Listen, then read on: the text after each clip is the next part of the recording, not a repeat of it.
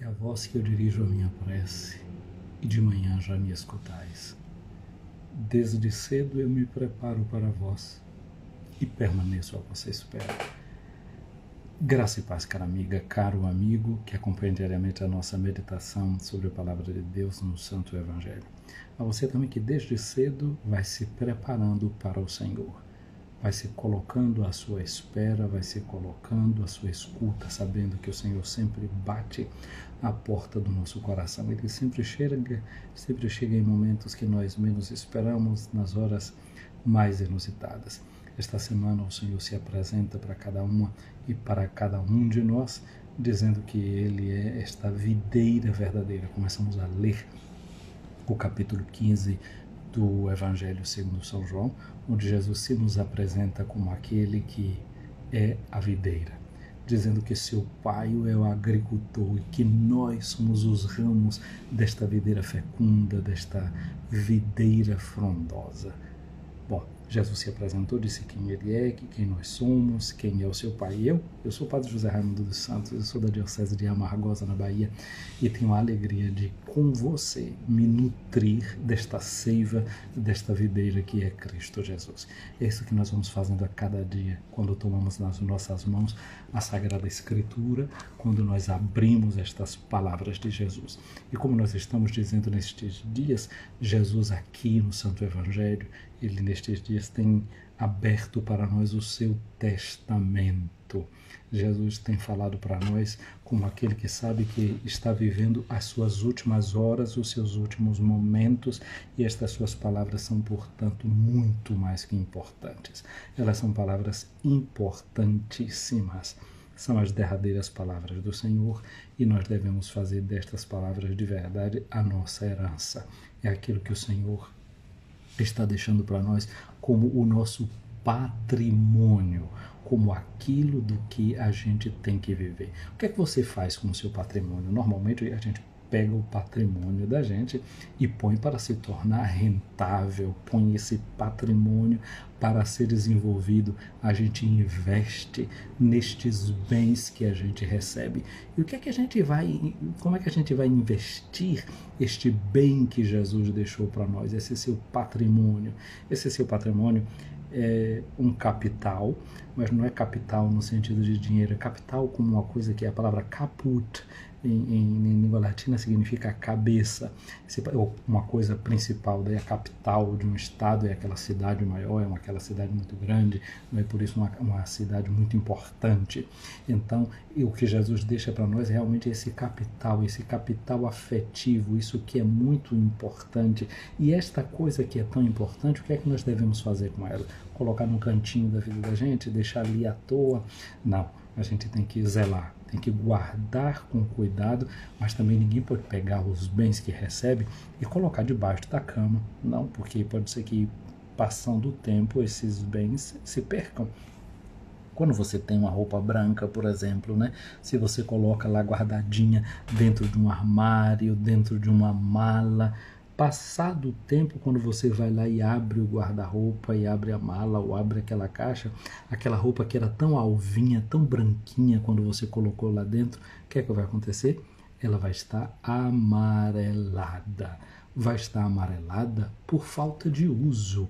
Então, uma roupa branca, quando se ela é usada sem atenção, ela pode se manchar, ela pode ficar suja. Mas também, se você não usa e pensa que essa é a melhor forma de conservar uma roupa branca, você vai ter essa decepção, digamos assim, de ver que ela vai estar toda amarelada. Mas nada que uma boa lavagem não resolva. Portanto, esse capital, esses bens, essas bênçãos, isso que Jesus colocou nas nossas mãos, nós devemos saber fazer usar. Por isso que o livro do Apocalipse tem essa imagem bonita, não é, da cidade que desce do céu enfeitada, vestida de linho puro para o casamento com seu noivo. Tem que usar essa roupa branca, tem que investir esse capital de amor que o Senhor realmente colocou nas mãos da gente. Não é para ser guardado em uma caixa, não é para ficar num lugarzinho no canto da nossa existência. É preciso pôr esses bens em movimento, fazer com que ele circule. Aliás, o pessoal que mexe com dinheiro, né, diz que a roda da fortuna, não é, que os bens eles precisam girar. E de verdade é assim. Se as moedas não circulam, se o dinheiro não circula, a economia fica paralisada. Então é preciso que faça-se girar os bens que a gente tem, porque na medida que os bens giram, o que é que acontece? Vai tendo progresso, vai tendo sucesso, é bem-estar. Aí o pessoal brinca e diz assim, né, que colocar dinheiro na mão dos pobres é a melhor coisa que tem, porque o pobre, na hora que tem dinheiro, ele gasta, ele consome, ele faz girar a roda da economia, é claro, porque com a educação precária que a gente tem até em matéria de economia, em matéria de educação, pode fazer isso, que as pessoas não consigam se educar, inclusive para certas economias necessárias, mas não é só uma questão da educação, é uma questão mesmo da quantidade daquilo que se tem, com que precisa de se suprir aquelas necessidades, muitas vezes as mais urgentes. Mas nós, falando desse investimento que a gente precisa fazer nesse bem supremo que a gente recebe de Jesus, que é o amor, então o que a gente faz? Esse amor, esse bem que a gente recebe de Deus, a gente precisa realmente colocar para circular, colocar para movimentar essa energia do amor. O evangelho de hoje, portanto, é o de João, no capítulo 15, versículos de 12 a 17. E nós encontramos Jesus que, neste cenáculo, reunido com os seus apóstolos, ele nos diz a seguinte palavra: Este é o meu mandamento. Amai-vos uns aos outros, assim como eu vos amei. Ninguém tem amor maior do que aquele que dá sua vida pelos seus amigos. Gente, é muito interessante essa palavra de Jesus e que a gente recebe hoje. Amai-vos como eu vos amei. Ninguém tem amor maior do que aquele que dá sua vida pelos amigos.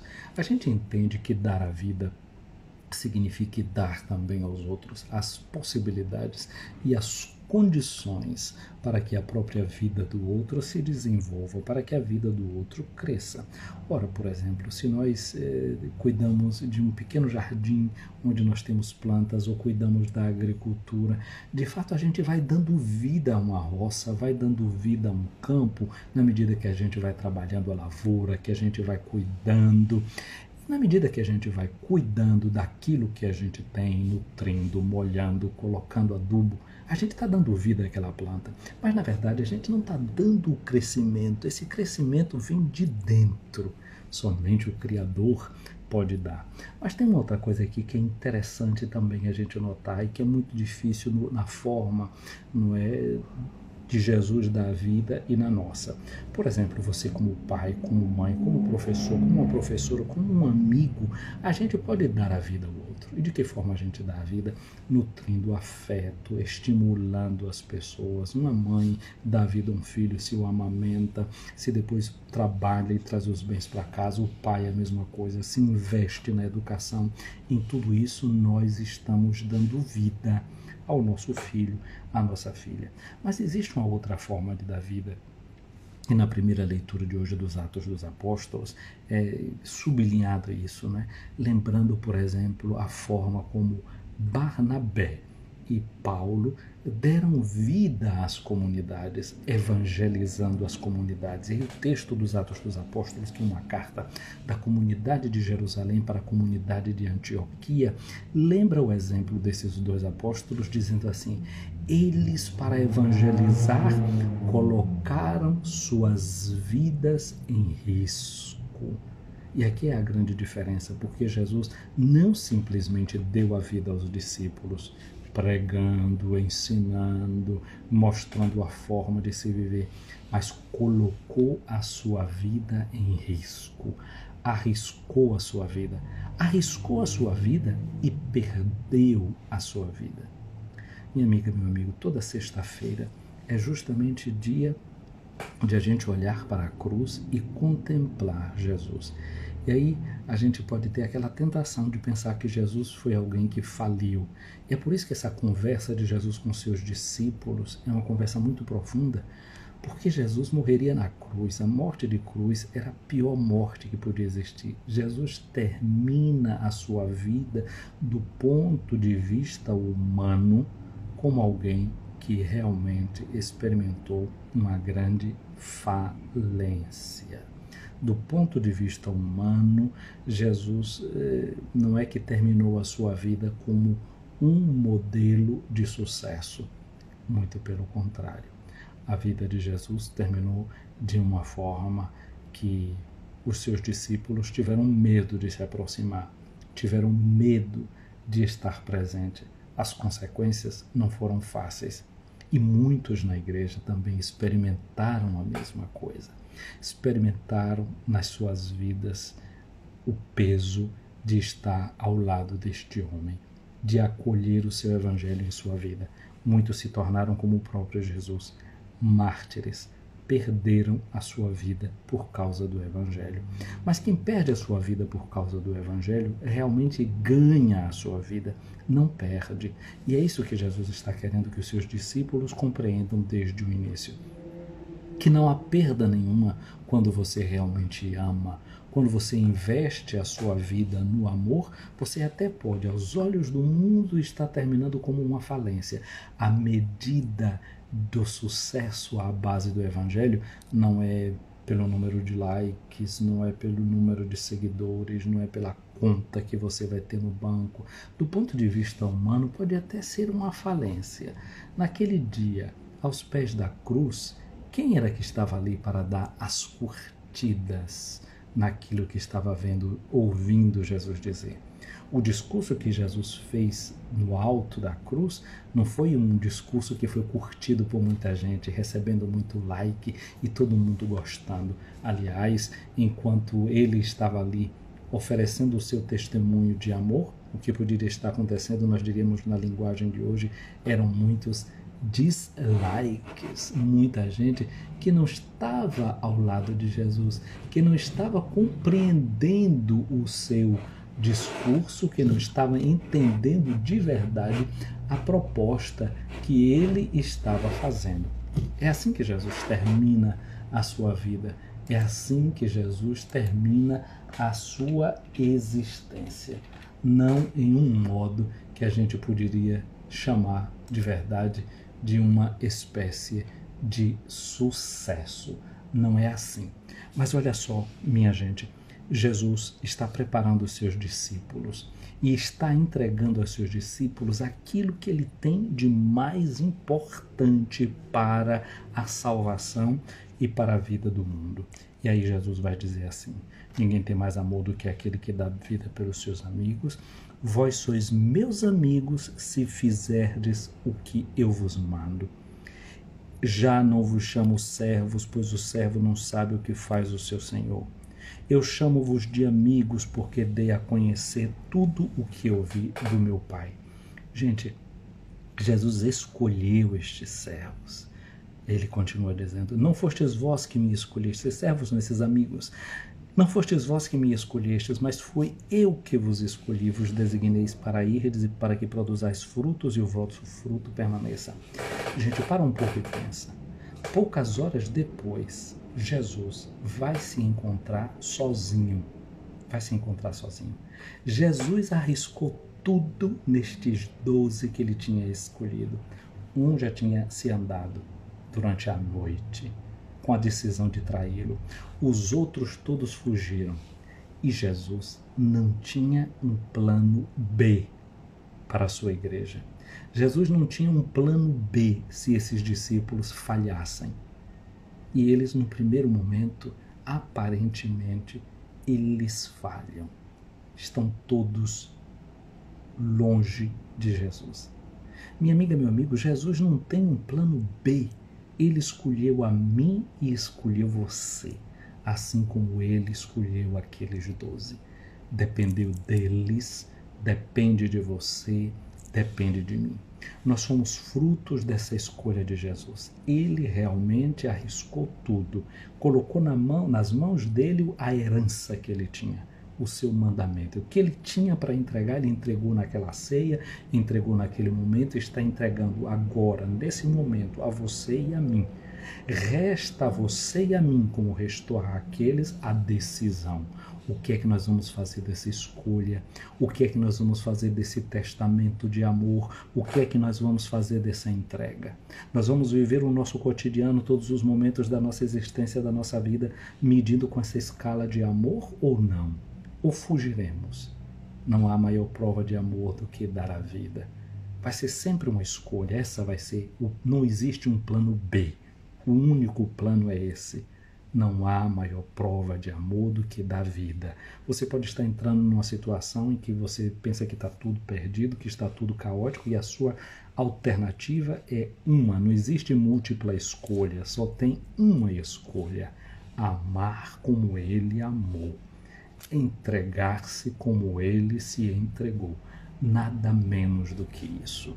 Nada menos do que isso. Põe na cabeça. Não existe plano B. O Senhor escolheu você. O Senhor escolheu a mim. Nós somos os escolhidos para esta hora, para este momento. E Jesus disse: eu escolhi vocês para que vocês vão e dê fruto e o seu fruto permaneça. Tá bom, você está num trabalho, está fazendo uma função, pode ser que falte pouco tempo para a sua aposentadoria. Talvez o ano que vem você já não vai estar mais nesse espaço, nesse lugar. Talvez a gente já nem esteja mais aqui na terra. Ok. Mas e o fruto dessa minha presença aqui? Vai permanecer ou não? O que você está fazendo hoje, a escolha que você está fazendo hoje, a escolha que você está querendo que permaneça? E aí a gente pode sempre se perguntar, vem cá, eu quero que essa minha decisão de agora permaneça. Eu estou diante de um enfrentamento. O que é que eu escolho? Uma coisa que vai permanecer ou uma coisa fugaz e passageira, uma coisa efêmera? A escolha está na minha mão, está na sua. Mas não existe um plano B. Deus escolheu você nesse lugar para dar fruto, para que o fruto permaneça. E aí diz Jesus: então, o que pedirdes ao Pai em meu nome, Ele vos concederá. Isto é o que eu vos ordeno, amai-vos uns aos outros. Parece que o pedido que vai ser concedido a nós está como base, como motivo e como a chave vai estar sempre essa aqui. O que a gente vai ser atendido é se for sempre feito e pedido dentro dessa alternativa única de amar-nos. Deus vai nos conceder tudo aquilo que convenha ao amor, para que o amor cresça, para que ele permaneça. Há uma palavra na Sagrada Escritura da carta de São Paulo aos Coríntios, no capítulo 14, uma palavra que deve orientar a nossa vida, deve orientar o nosso coração, a nossa existência, e eu proponho também essa palavra para você no dia de hoje, que ela possa realmente iluminar o nosso caminhar. 1 Coríntios 16:14. Façam tudo com amor. Que essa seja a nossa escolha no dia de hoje, que esta seja a nossa decisão, que esse seja o nosso único plano. Tudo fazer por amor, com amor e no amor. Minha amiga, meu amigo, o Senhor esteja acima de ti para te proteger, à tua frente para te guiar, atrás de ti para te defender, do teu lado para te acompanhar, dentro de ti para te abençoar. Que a bênção de Deus Todo-Poderoso, Pai, Filho e Espírito Santo, desça sobre ti, minha amiga, meu amigo, e permaneça para sempre. Amém. Gente querida, deixa eu ver quem é que eu tenho aqui presente nesta live, acompanhando a nossa meditação. Aline Sampaio, um abraço para ti, Aline, para Mima Costa, para Odaleia, para Marilza Barbosa e Cristina Loli. Deus te abençoe, Cristina. Para Feodor Selene, um abraço para você e sua família. Para Vani Brito, para Amelinha Reis e para Isabel Vieira, também aqui nos acompanhando. Claudeci Ribeiro, um abraço também. Para Jerusa Trigo, Leo Passos, para Antônio Aragão, um abraço para ti também, Dinea Flores, Will Oliveira, um abraço para Caio Santos, aí em BH. Caio, hoje o nosso administrador diocesano vem aqui no nosso colégio. Hoje os bispos do Regional Nordeste 3 celebram a Santa Missa no fim da tarde. Padre Rânio também está aqui, não é? Então hoje nós teremos a alegria dos bispos do Regional Nordeste 3 no Pontifício Colégio Pio Brasiliano, e o nosso administrador diocesano, Padre Nelson, Franca estará aqui conosco na celebração da Santa Missa. Um abraço, portanto, também aqui ao Padre Rânio e a João Paulo, para Marli Vaz, para Patoca 52, um abraço para você também. Um abraço para quem mais que eu tenho aqui. Deixa eu ver. Parece-me que consegui falar com todas, com cada um aqui. Então o Will está dizendo aqui: estou aqui preparando um encontro de crisma amanhã. Eu espero que alguma coisa possa servir da live de hoje, hein? Pois é. João Paulo Guiar, excelente, que bom te ouvir nessa manhã fria do Rio de Janeiro. Pois é, aqui já está com calor, estou fadigando para estar de manga comprida aqui. A primavera já vai querendo se transformar em verão, e esses últimos dias tem realmente sido de um calor bem grande. Então, que o calor daqui possa chegar aí no Rio de Janeiro, na cidade maravilhosa e em outros cantos do Brasil. Gente querida, então um abraço grande para vocês. Eu vou salvar aqui esta nossa live e vou depois encaminhar, né, para as nossas outras mídias sociais, o nosso canal do YouTube, a página do Facebook, seja aquela o meu perfil pessoal, a nossa página. Gente querida, fica com Deus, boa continuação de sexta-feira e até amanhã, querendo Deus.